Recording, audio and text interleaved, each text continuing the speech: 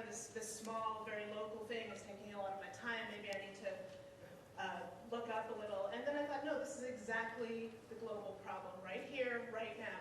This is the neoliberalization of education.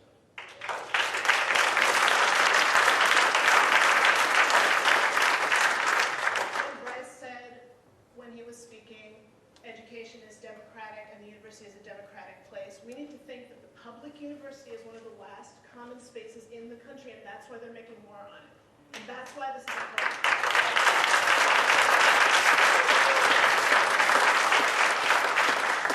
So don't get to thinking this is just about me and my rights. This is a global struggle for the very last free places on the earth. Okay? That's what this is. Nothing more and nothing less. Now, I'm just going to tell my story, which is, again, fairly marginal and Forrest Gump-ish, but it may serve for some more information.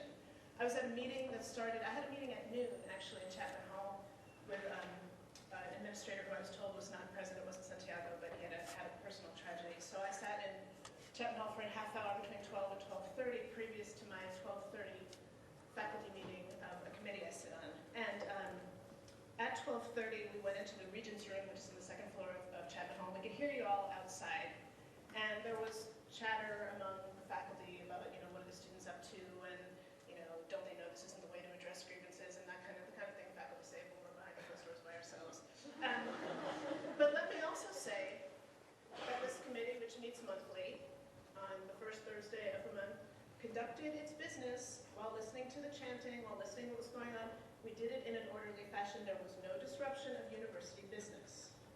Okay, so anyone who tells you that university business was disrupting and you were disturbing the peace, I'm here to tell you I was there from 12:30 to 1:30 during the height of the protest, and we got our work done. No problem. And as far as I can tell,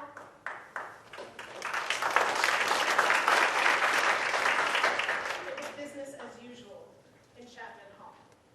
I didn't see anyone running out. In fact, colleagues of mine have questioned why some of the people who were conducting business as usual didn't see fit to go out and speak to the people for whom they work. Yeah.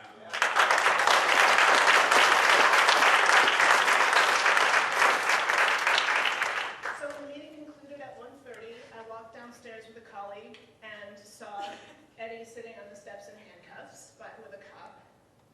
And the cop said to me, "You can come down the stairs." And you all don't know me well, but I really don't like being told what to do. So I said, so I'm already pissed off. What? I can come downstairs in the university where I work, which is a public building. I was like, what's going on? And I can't remember everything she said, but it struck me that she didn't really understand what was going on. What's happening, I heard that, what I had heard sounded like a regular protest where people were chanting, and then I didn't hear anymore, so I thought it had broken up. I didn't understand why there was someone in handcuffs. I asked Eddie to tell me. He told me a little bit about it. And then I walked through the back door of Chapman, which lets out on the north side where everyone was congregated in the parking lot, and saw the scene, pretty much the video that Joel showed taking place. And I know Joel has been in 2 of my classes, so I said, "Joel, what's going on?" I heard pepper spray, what's happening? And it was starting to bring me up to speed when the cops decided, and this was a really weird, fraught, nightmarish moment where it was kind of like being a polar bear in the North Pole, because the legitimate place you could stand kept melting. You'd be standing here, and then suddenly a cop would look at you and say, "You can't stand there." And then you would take a step back, and then that would become uncool too. It was like some horrible, nightmarish version of a grade school game, right? Like, you can't be here, you can't be there, you can't be here, and you can see me in the clips looking quite confused. So Joel started to bring me up to speed, and the cops kind of moved in on him and decided that he was violating whatever lines had not been clearly drawn. When it became clear they were going to arrest him, I said to the cops, "He's my student, and he's doing that for the history class. Can I have the camera?" They made it very clear that I couldn't have the camera, and they took Joel away, as you saw. And then I walked over and joined a group of people on the street. We were still on the south side at that point of Hartford. I talked to a couple of different people. They were telling me what was happened. One young woman was very concerned because she'd left some of her stuff back in Chapman Hall.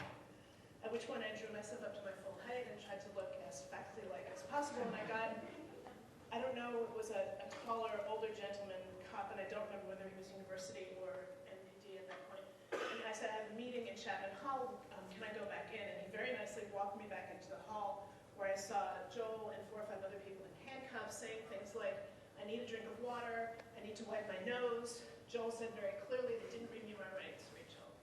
And I walked back to where Eddie was sitting, that was when I gave him a drink of water, actually. And he was like, I'm thirsty. And I said, have my water bottle.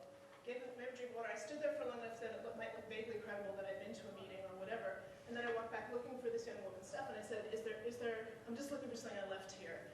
At which point Marzion said, do you know that I now see you as a protester? And I said, I work here, I'm faculty, and he said, I don't care, I'm going to arrest you if you don't get out of the building. So I left the building, and pretty much people have told the rest of the story. At that point, we moved to the north side of the street, and you all saw a lot of that footage. So again, this is a really important struggle, and a lot of faculty are with you. So thank you.